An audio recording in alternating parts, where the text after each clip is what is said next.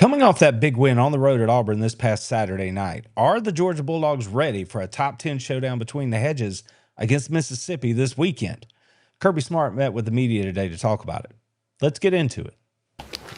I'll start with this note that Leland gave me for volleyball's 10K day this Friday. They're playing Alabama at 7 p.m.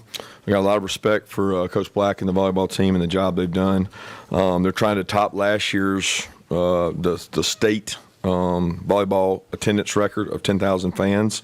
So first 1,000 fans will get a black T-shirt, and the first 1,000 UGA students will also get a T-shirt and free food. So I know we'll be walking across that way, headed to the Georgia Center to stay. We want to see a big turnout and see them top 10K for our volleyball team and try to break that record that they set last year. With that, I would turn to looking forward, and I want to open by thanking our fans that were in Auburn. I thought they were incredible. There were times that, late in the game, I really thought that we had an impact in terms of that end zone, the turnout, the kind of the passion and energy they showed at the end of the game and after the game. And that leads into my comments about this week. We need the best atmosphere we've ever had in Sanford Stadium. I got a lot of respect for Lane. He does an incredible job. Probably one of the best things he does is in-game coaching, having coached with him and watched him for years.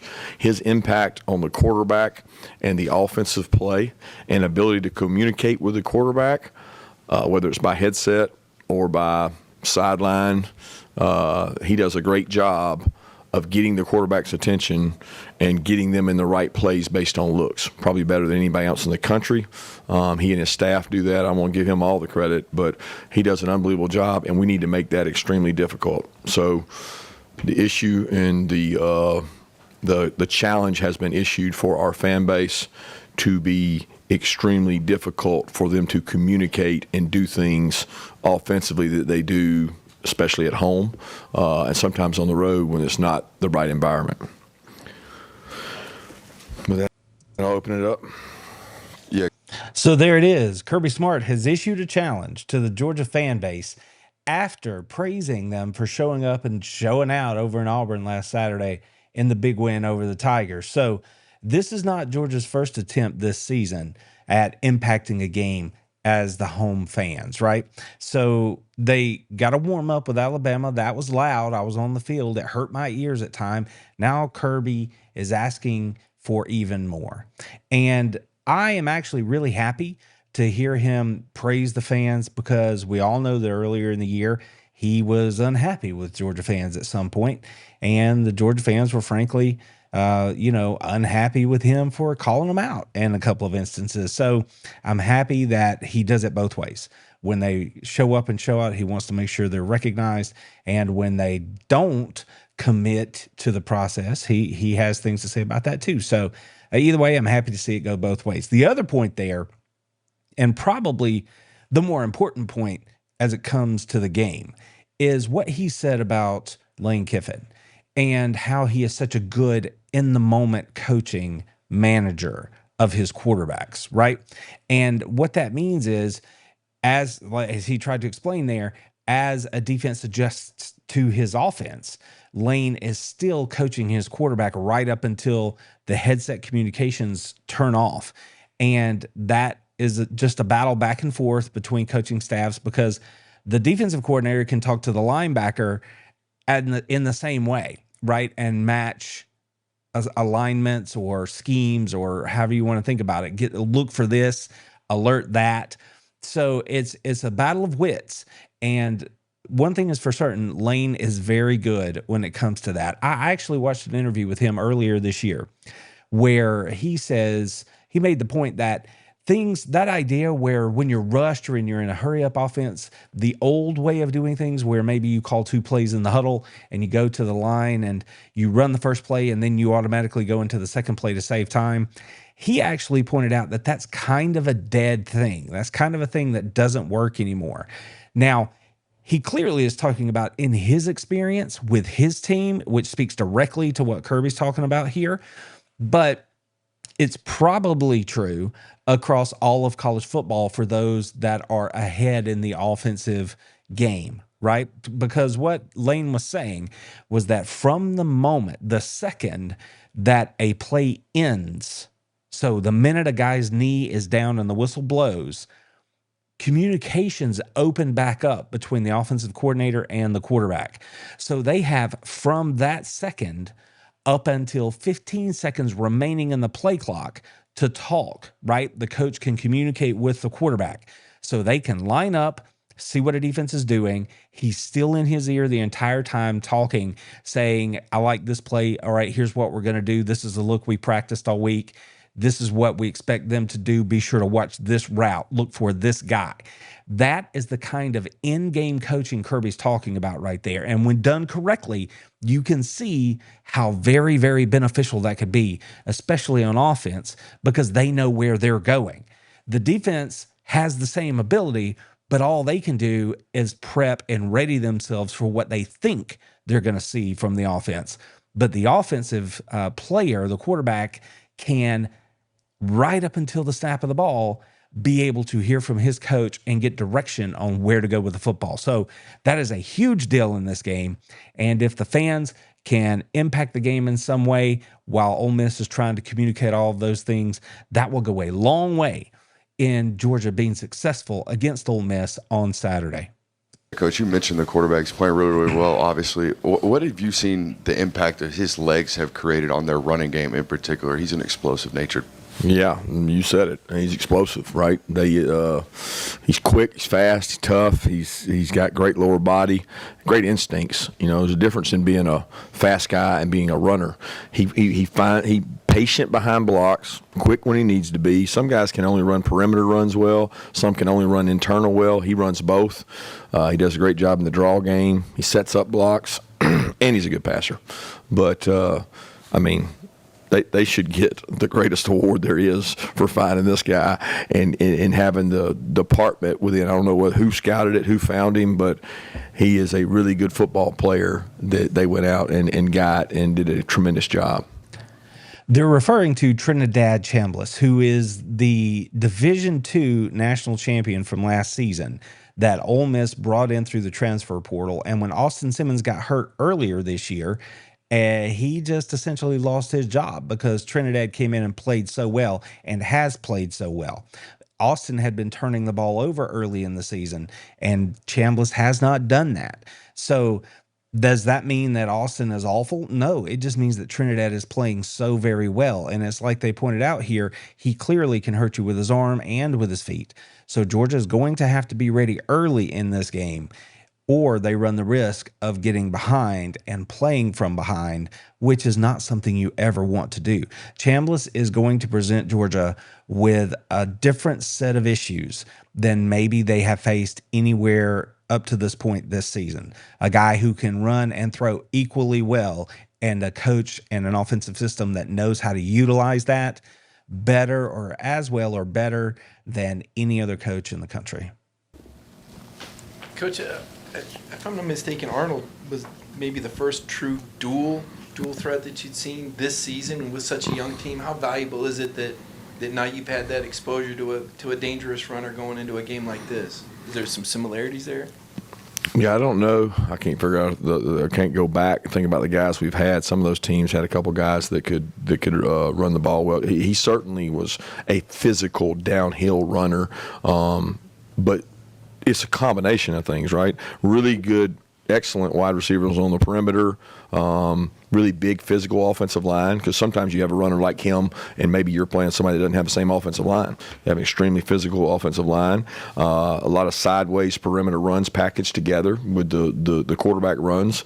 And look, Ole Miss has all those same plays. I mean, you turn on the tape, they're tremendous offensively, and there's not a run that Auburn runs that they can't run, and they have a lot of the same weapons that Auburn does on the perimeter. So what Jackson did was really good. Really, I mean, they had a good plan, and we got to find ways to stop it.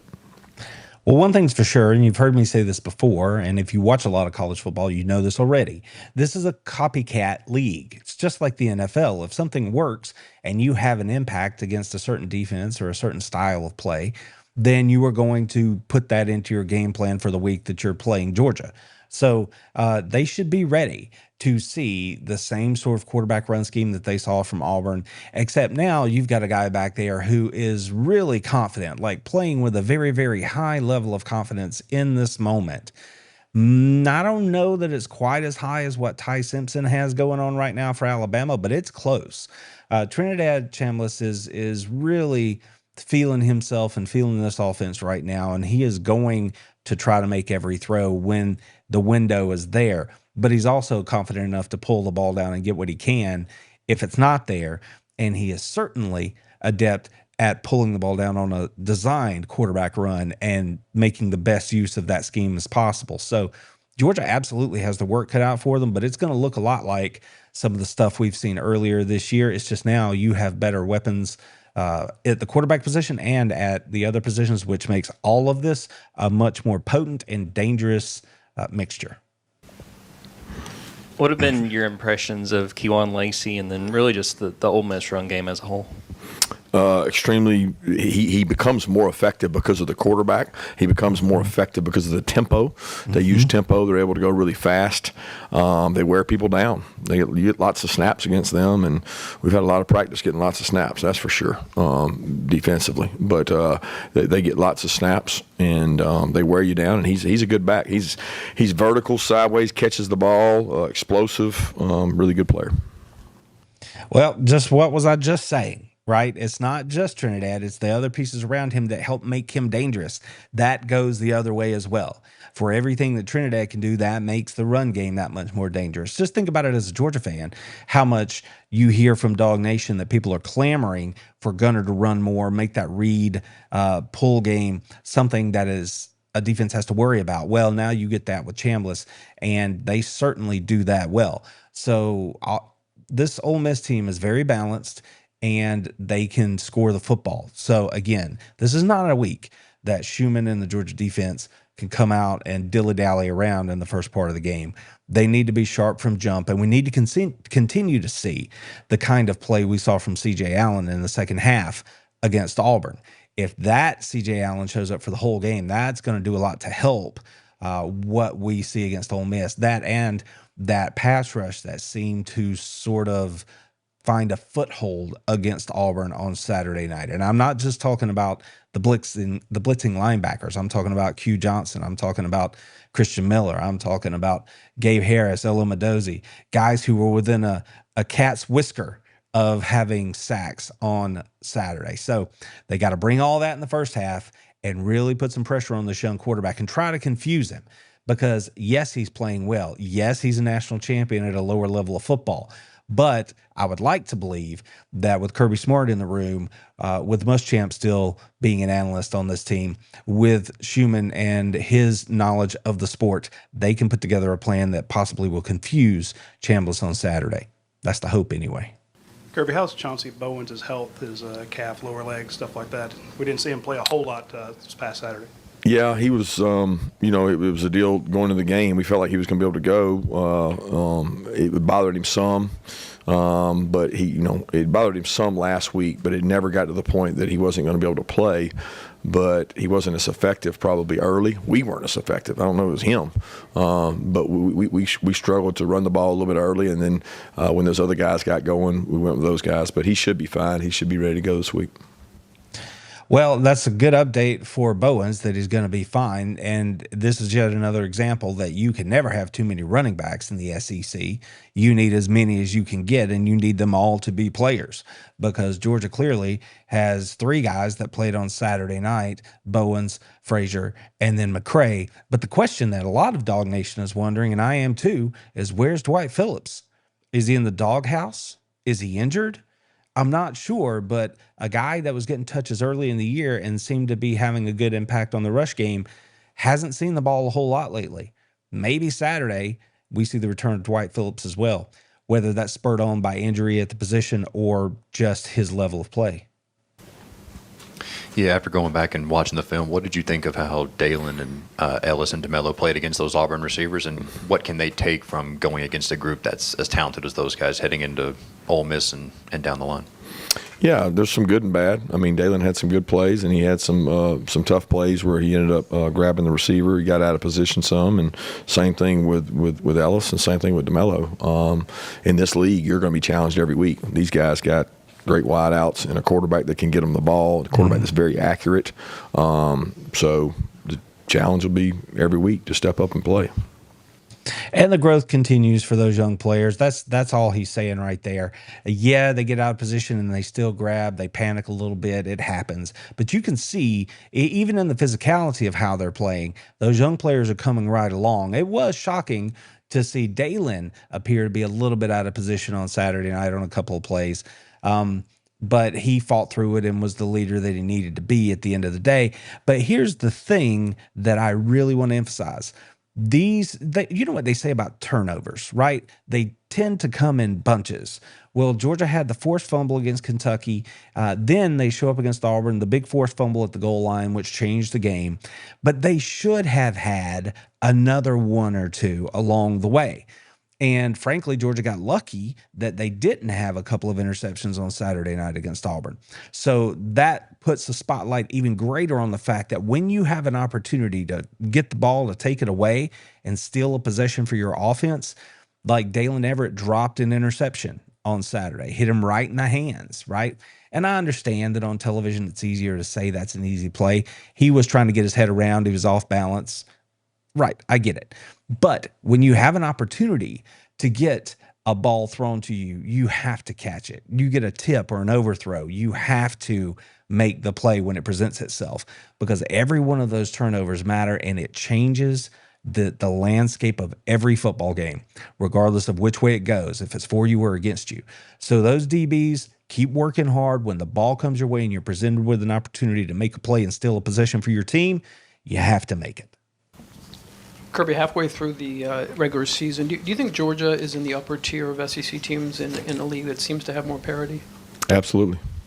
Can you how do you evaluate that? I don't evaluate because I only evaluate the teams we play. Yeah. So I think we got a really good football team, and I think it shows every Saturday we go out and compete. I don't study the film of the ones we don't play, although most people you don't play, you get on crossover games. But I'm not in the process of evaluating. I'm evaluating us and Ole Miss right now. Fair, but I thought that might go a different way. I really thought, and I was worried about my guy Mark there. I thought Kirby might have taken that a different way, but I'm actually really proud of the way he answered. Do you think Georgia's one of the best teams in the conference? Yes, I do. He didn't stutter. He didn't pause. He believes he has a good football team. Now, everything else he said is absolutely true. It's not his job to look around the league right now. It's his job to worry about how to beat Auburn or how to beat Ole Miss. And then you look up at the end and maybe you talk about that in the offseason or something. Kirby won't do that. He has too much respect for his fellow coaches and the other teams in the league and the conference itself. But he could have answered that an entirely different way, and I appreciate the way he answered it because he answered it quickly, directly, and he didn't say anything to Mark about asking the question. Everything there was above board, and I appreciate that. So if Kirby thinks that Georgia is a top-tier team in this conference, regardless of what we think as fans, that has to make you feel pretty good. Yeah, Coach, speaking of Ole Miss, two players that are very impactful on their offense, in my opinion, Caden Lee and Deuce Alexander, two state of Georgia players. I'm sure you evaluated them here. What have you seen in terms of growth from them individually in college? Both really good players. They're both very experienced, talented guys. Came up in our state. They got a bunch of guys from our state. They recruit our state hard. They do a good job in our state. They have coaches that played here. They've got ties to the state. Our state supplies every team in the country with players. But Ole Miss does a great job of recruiting in our state. And both those players are really good players. They're getting a chance to come home in front of their families and have an opportunity to play. Yeah, Kirby just said what we all know there, that Georgia, great players come out of the state of Georgia. And literally there are Georgia players across the country because Georgia can't take them all. And, some of those dudes, they actually want to get out of state and go see the world, and good on them. So it's always interesting when you have players coming back home, though, to play their home state team because maybe they feel slighted even if they weren't. Or maybe there was actually a little bit of a slight there. We don't know. But it always makes for a little bit more juice in a matchup when that's possible. Kirby, from the Auburn game, the timeout being waived off thing has become a thing. Have you talked to the SEC about that, and have you watched the film to kind of see that, like, it does appear that you are calling timeout? Did you even not realize you were, or what? I talked to no one, the SEC office-wise, and I stand by what I talked about after the game. I'm worried about Ole Miss. There you go. Pretty simple. And here's the thing. So I haven't addressed this anywhere else, so I will address it here. And what happened, two things can be true at once here.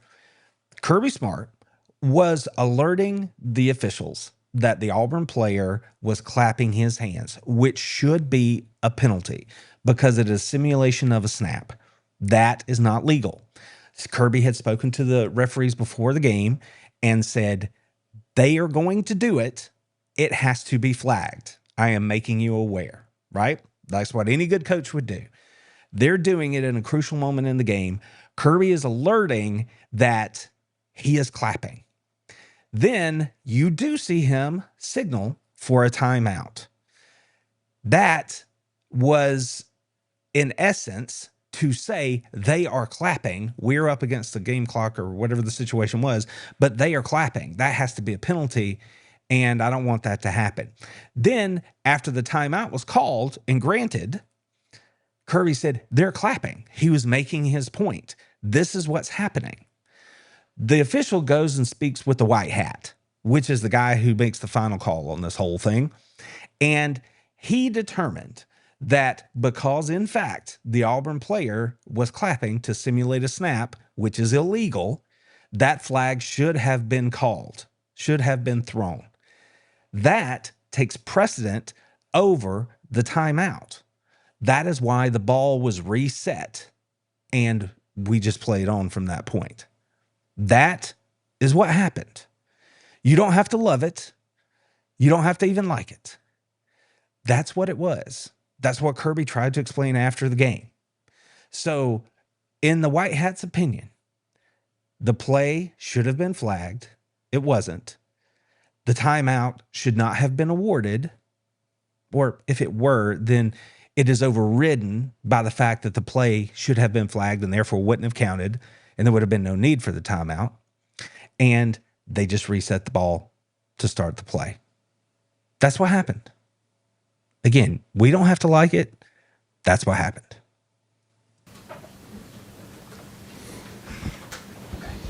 Yeah, 2 straight weeks where you guys have been able to punch out and force a fumble there, and obviously it's not a new technique, but how has an emphasis on that changed, and what does teaching that technique look like to see it be successful for you guys? Has the emphasis changed? We've always emphasized it. I mean, we're just doing more of it. I mean, we're trying to practice it more, get more looks at it. We've taken time out of practice to get it. I mean, it's nothing that anybody in the country doesn't do. It's just how much time do you spend on it. We've tried to take cut-ups of every play in a game that we miss an opportunity to take a shot at the ball and show that. And then we also flip it around, or our defensive staff flips it around, and they show where we did take the opportunity to it's a compilation of clips. So you're getting all these small clips of shots on ball, hitting the ball, and just trying to do something different so maybe we get a different result. Now, he kind of threw his hands up there and was like, we're trying to do something different. But here's the thing. That's really a good coaching technique. I know. You're like, that. Don't they do that all the time? Yes. But notice he said they're taking extra time and doing it more. Why would you do that? Because practice is just that. I know. But the more time you devote to something, the front of your mind, it moves to the front because it becomes part of your muscle memory process. So if you're making a tackle, whereas before, let's just say in the preseason, if you're practicing your tackle, you're working on wrapping up, you're working on head in front, you're working on driving your feet, exploding your hips. That's a lot going on. And it's sometimes the idea of remembering to rake at the ball could get shuffled to the back of all those list of things you're putting an emphasis on. if you are, and remember, they were also putting an emphasis on playing the run a certain way, making sure you do this first. So keep in mind, there's a lot here that these players are processing. Now, if you are taking time to say, every time you do this, you punch that. Every time you arrive to the ball carrier and someone else already has him stopped, your job is to laser focus on the football, make that the priority, right? So I know it sounds simple and I know it sounds like basic and everybody does it, but Kirby just told you, yeah, they do it, but are they devoting as much time as we are right now? I don't know, but we are doing it because we want a different result and we are seeing it. So you can shrug it off if you like, but the results and the fact that you can see the players actively doing it, it is a part of their process right now. You can see that it's having an impact. And as Georgia fans, we want all the turnovers we can get, right?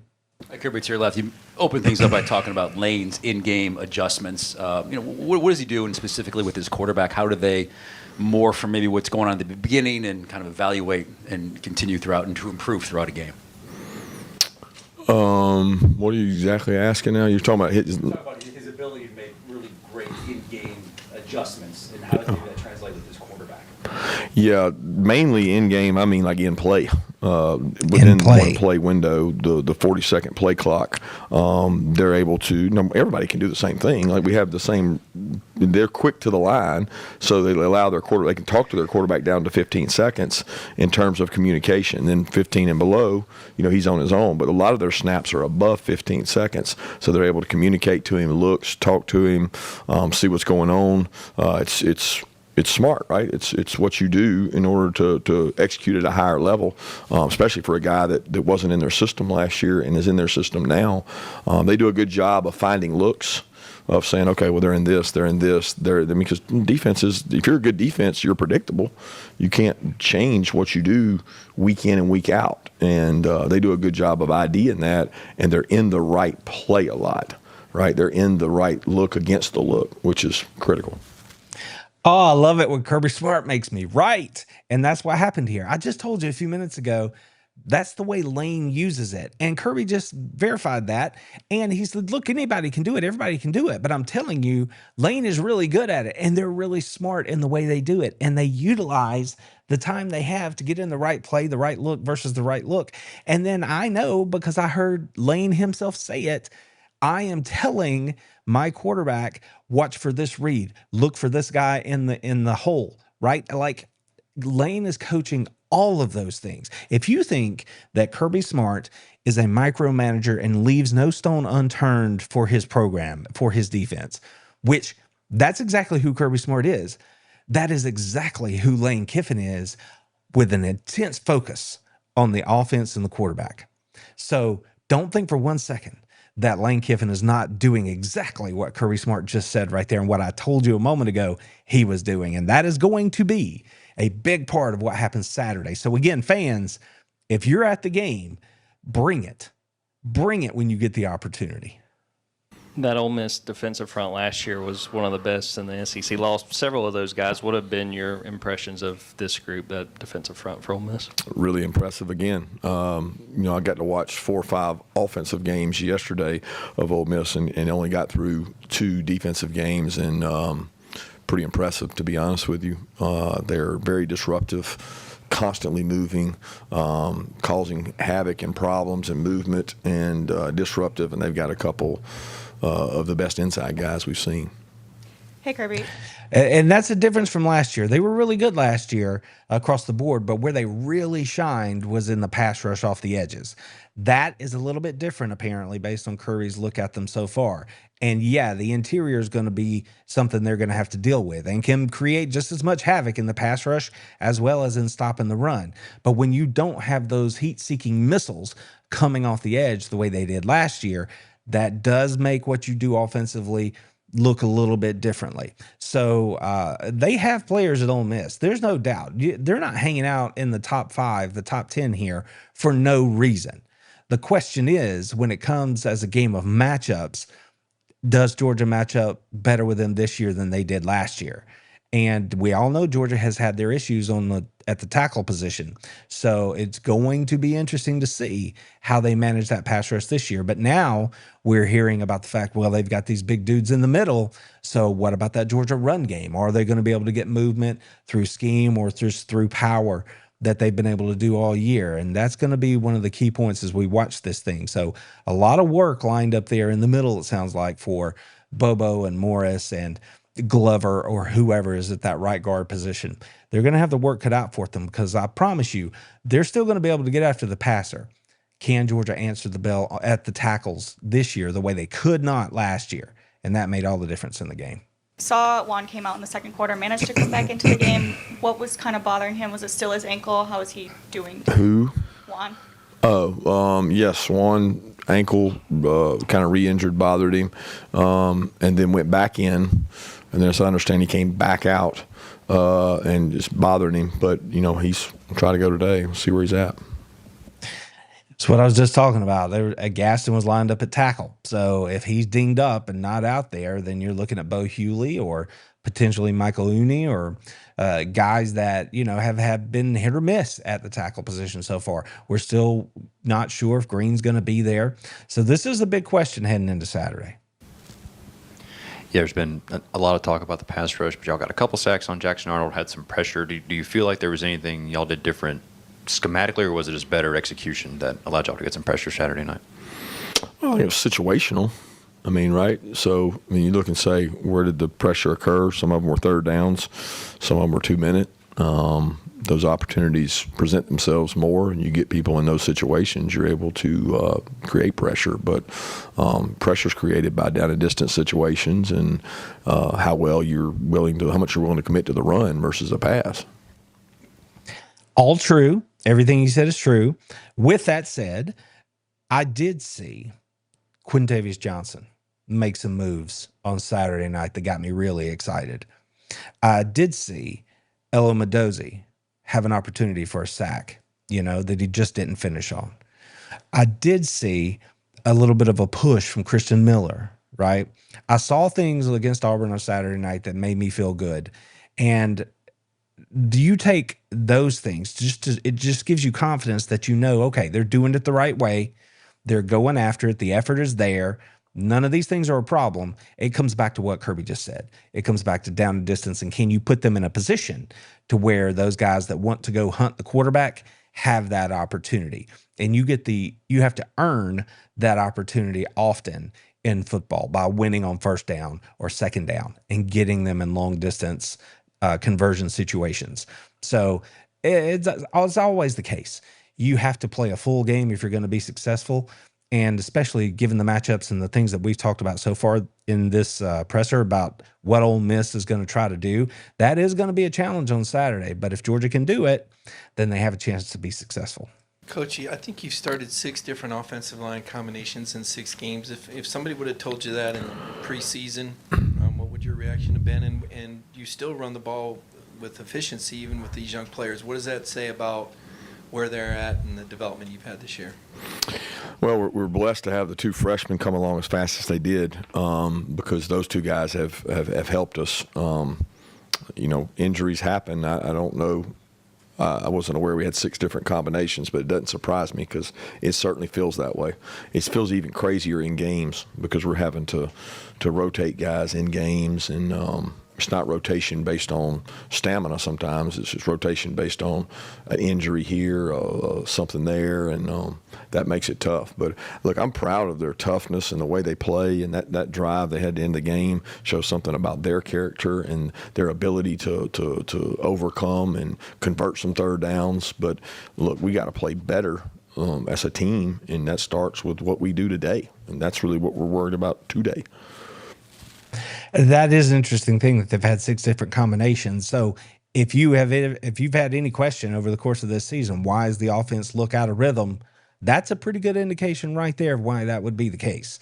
So putting that aside, the point about the 2 freshmen, and he's referring to Dontrell Glover and Juan Gaston growing up and showing up as well as they have so far this year. That's been like a big deal, that has saved Georgia in a lot of ways. Because if they were just bumbling around out there as freshmen, then it would have been really, really ugly so far. Because Georgia's played some teams that can get after the passer, and they've played some teams that are pretty good against the run. So the fact that those two guys have been able to come in and execute at a level that's allowed Georgia to do what they've done so far is impressive. And we as Dog fans should be excited about what they're going to do moving forward this season and into the future. The question is, can Georgia get healthy while they're growing? If so, that really, really bodes well for this offense moving forward.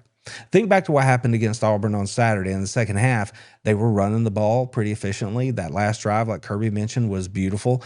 And what really stood out to me was the fact that they did such a better job in pass pro and gave Gunner an opportunity to throw the ball down the field, gave him an opportunity to find the dig routes, the in routes, the branch, and things like that for those conversions that seemed to be popping up over and over late in the game there, where Georgia had to continue the drives. He was able to do that. It's amazing what your quarterback and your offense looks like when your offensive line gives them time to do the things they need to do, to let routes develop down the field.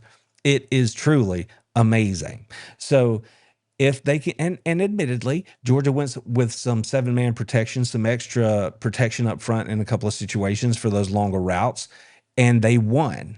Think about the Noah Thomas play, the deep ball for 30 yards or whatever it was. That was a situation just like that. So you've got guys on the outside that can win for you. Let's do the first part right.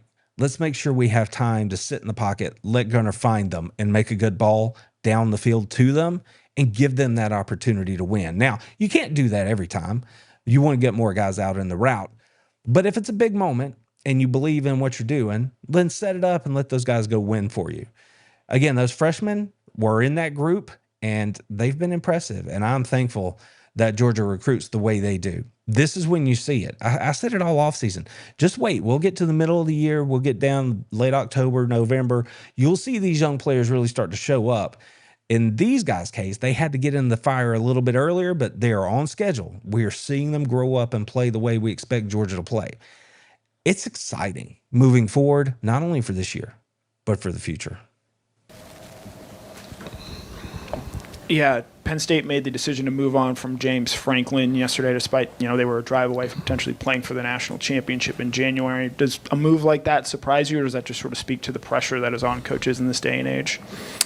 I don't really know. I mean, I don't think about it, to be honest with you. I mean, I'm so engulfed in just what's going on here right now. Like, how do we prepare for this game that the outside stuff is like off-season stuff to me. I'm focused on Ole Miss. Fair enough. I mean, I could offer my opinions on Franklin. That's not what this video is. We'll do that later somewhere, maybe. You're talking about crediting, I guess, their scouting department or whatever for getting Trinidad's CHAMBLISS. How many hidden gems are there in the world of recruiting these days? Don't know. There's two kinds of recruiting, though, right? I mean, I think you're talking about portal as opposed to recruiting. Maybe you're talking about both. I don't know. High school kids are hidden gems are harder because there's so much exposure these kids got, and you're seeing almost like a matriculation of guys to certain schools. As they're better, they get brought to certain places and they get put in the forefront. You don't find a guy that's a great player staying somewhere; they end up going somewhere else. But as far as finds in the portal, they're there. You know, I know Lane and them do a great job of searching that out. They're a higher portal team than, I don't know, maybe they're middle of the pack SEC now, or maybe high end. In the past, they've been high end. I don't know where they are right now, but they do a great job, because when you look at the list, there's guys on this sheet that are good players from other schools. CJ had 10. Yeah, the whole idea of a sleeper, it is odd, but getting a guy from D2 and then having him come in and perform at the level that he's performed at so far, I think not only speaks to finding him, and I'm not saying anything about him as a player, I'm just saying that I think it also speaks to the coaching job that Kiffin does and the interest that he takes in his quarterbacks.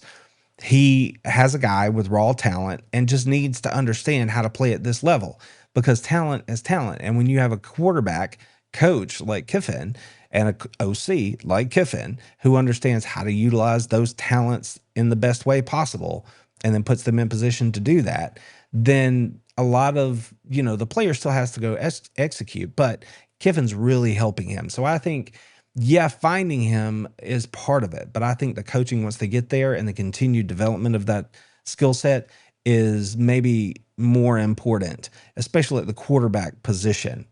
And there aren't as many positions on the field that you can have as much of an impact as a portal player as you can as a quarterback, right? Because you touch the ball every down. So that's it. That's an interesting question. But I would lean into who are you in agreement with? Who are you in alignment with here, right? Your coach, your OC, that kind of stuff that puts you in position to let you make that player. Because Lane let him know Saturday that he's like, we're not going to do any more of that D2 stuff, right? So clearly, Chambliss has things he has to work on. He still makes mistakes. He still plays that way sometimes, but it's that coaching from Kiffin that is trying to keep him on the right path. And so far, they've been very successful. And tackles was part of that forced fumble. Just what did you see from him against Auburn, and just what he means to this defense in general? Yeah, I thought he really showed up, and I thought, it almost wasn't even like when you go back and watch the tape, it's one of the better games that I've seen him play. He was frustrated and disappointed after some of the earlier games, and we thought it was the first time that he looked as fast as he's been. He's been dealing with a hamstring, and he's played through it. But he's a leader, man. He's a special kid in terms of what he's willing to sacrifice and give up for the team, and how much he pushes our team. So I thought he had a good performance. That's really cool. And I would go on record to say that's the kind of game I've been waiting all year to see. And it is interesting. He mentioned he was hampered a little bit there by a soft tissue injury, a hamstring, which would have something to do with it. But I've been waiting all year for the kind of performance we saw on Saturday night. And I just hope that that kind of performance can continue the rest of the way. Because if it does, then Georgia's defense automatically is going to be better when you get that level of play. Kirby, you talked after the game about the offense being less an explosive kind of offense and kind of more of a, 4, 5, 6 yards at a time, that kind of thing. How much of that is Gunner? How much of that is personnel around? And how much could that change even as Gunner gets more experience? Yeah, I don't know. Like a lot of it revolves around the run game, because our explosive plays, which we've been really good at 2 to 3 years, outside of last year, we were really good at explosive plays going back. But they came off of play actions. They came off of tempo plays. They even came off of runs prior to last year. So where do you get explosive plays from? You look and you do track them. You see other people and you say, okay, these players make explosives. They need to touch the ball. And that's what we try to look at, because explosives are the greatest indicator of who wins games, right there with turnovers and the middle eight. So, we want to be more explosive, obviously. And we played some teams early that played us in a very different way that made it hard to be explosive. We've actually been more explosive against some of the better teams that we've played, because they play you more aggressively, which exposes them to risk. But can't pinpoint or say exactly what's going to allow it. I'm comfortable with who we are, although I want to be more explosive. But being a team that can grind it out, be physical, in a day and age when a lot of people don't want to be physical, it makes you different. It makes them different, and it's a return to the mean in some ways, because and you may have heard other people talk about, Nick Saban has spoken about this, and Kirby, I think, has talked about it in the past. There was such a huge move to spread everybody out, go fast, and then you had to adapt. Defenses had to adapt to the offenses, and now you've got these fast linebackers running around everywhere. You've got the nickel packages more often than not defensively to try to respond to what the offense was doing, right? The RPO game, to get everybody out in space, the bubble game, the screen game, all that kind of stuff. And I think what you're seeing is that among the teams that are successful year over year, you are seeing them move back toward, not necessarily all the way back to I formation, grounded out football, 3 yards and cloud of dust, but you're moving more back toward, you need those bigger bodies to be able to move people, and that's how you're going to win games. Kirby spoke about it maybe a few weeks ago, where he said it seems like there are just fewer large people along the lines of scrimmage in the SEC this year than there have been in years past. And he didn't know if it was based on parity or the portal. He wasn't sure, but it felt to him like it looked that way. And that is true. That it is hard to get those bodies, because that was the thing that made the SEC teams so dominant and so different for so many years, is that prior to the transfer portal, you could really get a rotation of those big bodies and you would just obliterate the other team's offensive line or the other team's defensive line over the course of 4 quarters. And now you don't have that depth. So the game has forced you to change and play differently. And maybe that's directly what Kirby was talking about in terms of there are fewer big bodies out there. With all that said, though, I do think the game is moving back away from wide open spread, everybody out all the time, back towards you need to be able to line up and run the football. So even teams that spread you out, think about like in Oklahoma or maybe a Tennessee, the way they go wide spreads, they are still physical run games. And you have to have that be a part of your offense, be able to run it when you want to if you're going to be successful. And Georgia has been able to, through the kind of players they have, the way they recruit, been able to weather that storm, both offensively along the lines and defensively along the lines, which is why they've been so successful against teams like Tennessee. It's a very interesting macro sort of discussion to have about the state of football right now, and especially the state of football in the SEC. But it's one that I find very interesting, being someone who's watched the game for over 20 years, covered the game for over 20 years, to watch the ebb and flow of it all.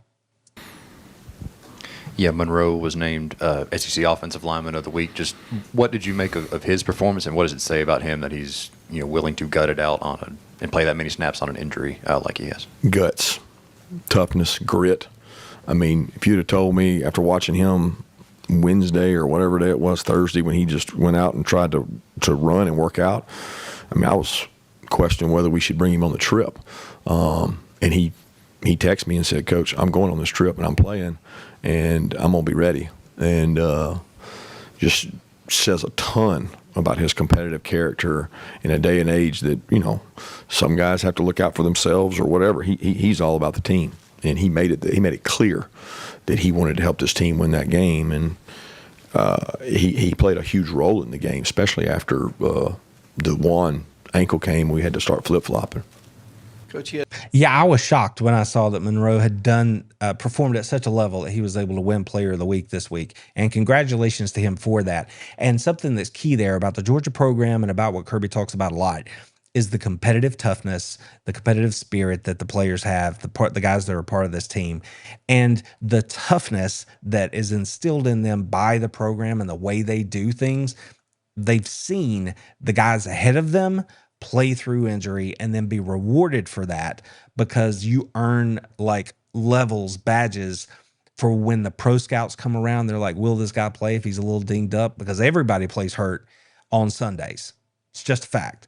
So if coach can look at those NFL scouts and say, yeah, that's a guy that, if he's able to go, he's going to go and he's going to be effective and give you everything he has, that means a lot to those Sunday guys. And it's just part of the program at Georgia right now, and it's part of what makes them different.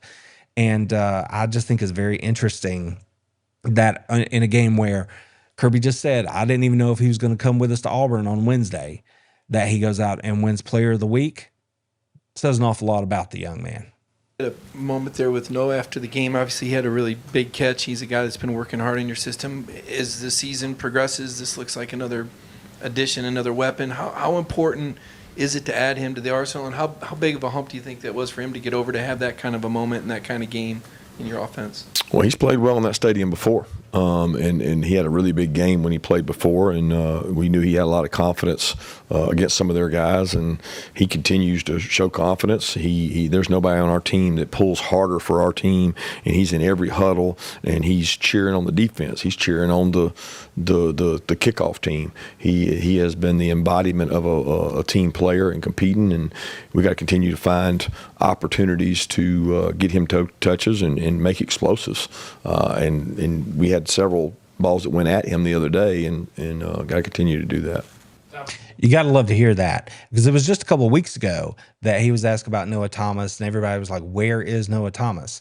And I posted a video about it, short form, with Kirby's words and Noah working out. And he's a guy that's been putting in the work, and everybody wanted to know where he was. And then he showed up on Saturday night when it mattered most. Go back to what I was saying earlier about the way they protected it. Gunner had time to look down the field and find him and then put the ball on him, and he goes up and makes a big play for Georgia, and then they punch it in the end zone the next play. I mean, that is what it is. These guys come along as they come along. The opportunities are there based on matchups, and that's exactly what Kirby just said. So as much as we as fans might get antsy or want to freak out about why so-and-so doesn't get the ball or you don't align this way or whatever that we might do on some video game somewhere, these guys, they know what's up. They understand it, and it should remind all of us, yes, it's fine to question Kirby or anybody else. It's fine to call them out when they're wrong, but to just willy-nilly say it's a failure, a bust, a waste, or any of that stuff that you see among fan bases sometimes is dangerous. It's untrue, and it essentially exposes you as somebody who's not really a fan of the game or watches the game at the level that you need to be able to make a statement like that, because these young men care. They go out, they work hard, they play hard, and I, for one, am happy to see them be rewarded the way Noah was the other night, and I expect that we're going to see more of that as we move down through the rest of the season. One more question. Think back to last year and the scenes of their fans storming the field and your guys having to get off and everybody from your team saying, I don't want to feel that again. Do you use that as motivation this week? How do you go about reminding the guys about that? Yeah, not a big revenge guy. I mean, they could have said that last year about us because they came here and played the year before. I'm big into what gets us to play our best, and that usually comes from intrinsic stuff for me, not from looking at the past. Those teams were different teams, and this team's a different team. Thank you. All that's true. Again, Kirby's not lying to you there. But I, for one, had forgotten that they stormed the field on Georgia last year. Maybe it's because I just got away from the game because it ended in a loss and I didn't see it. But I had forgotten that. So that is an interesting little tidbit as we head into Saturday, as the Ole Miss Rebels come back between the hedges, a top 5 ranked team to face a top 10 ranked Georgia Bulldogs team here in Athens. The challenge has been issued to Dog Nation by Kirby Smart himself. Show up, be loud, impact the game.